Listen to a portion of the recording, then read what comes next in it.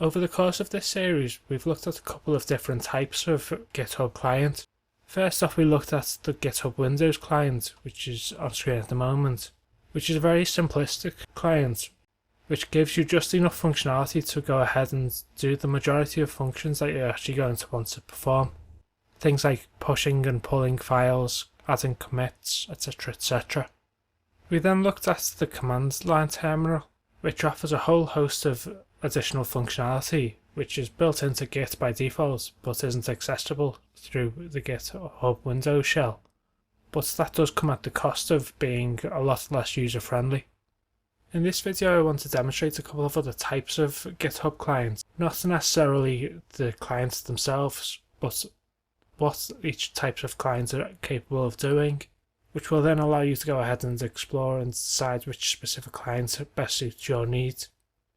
The first other type of client that we're going to look at is the fully fledged GUI client. This is SmartGit, which is an example of one of these types of clients, which actually gives us a whole host of additional control over our project, approaching the same sort of level of control as you would find in the terminal, but all in a much more user-friendly and appealing way. So I've gone ahead and opened up this project again, and I'm just going to make a change to one of the files, which is simply to add an S onto this line.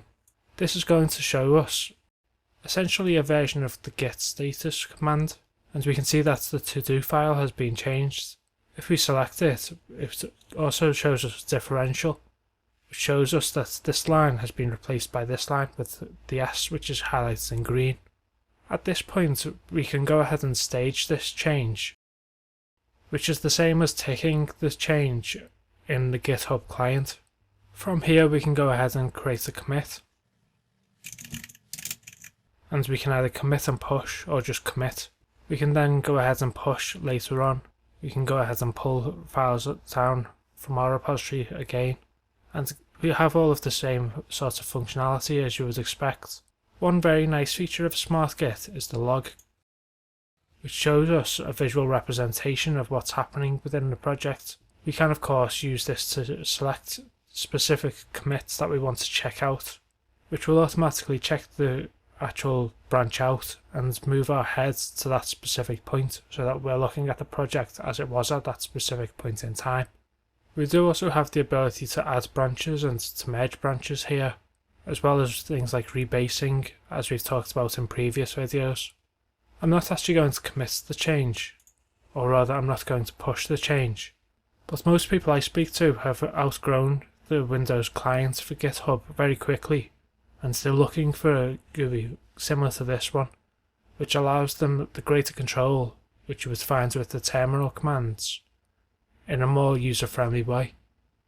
Another type of interface that you're likely to find for GitHub and for all version control software is Inbuilt software, which is software which is built into development environments.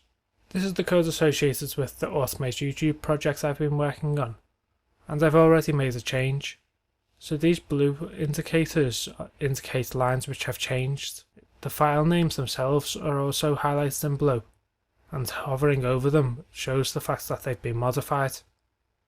By selecting the team drop-down, we're able to access a lot of the commands that we're likely to want to see, or rather we're likely to want to use when we're just working on a project without actually maintaining the project itself.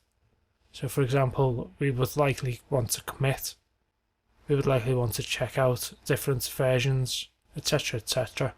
This isn't as full-fledged as the SmartGit alternative or even the terminal, but it does mean that a lot of the functionality that you're likely going to want to need is available at your fingertips. Some development environments even go further, which is to actually allow us to look at history directly in the environment itself. So here we can see that a line has been deleted, which is highlighted in red. There have been changes on this line, which is highlighted in blue here, and additions which have been highlighted in green on the right.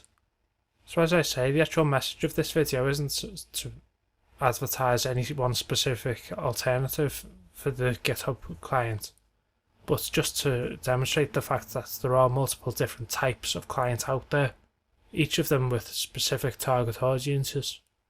So it may be the case that if you're a developer, you may not actually want the full-fledged functionality available to SmartGit, because all you're doing is adding code to the repository. If you're a more advanced user, you may want access to lower level functionality. But the important point is that you choose the right tool for the job.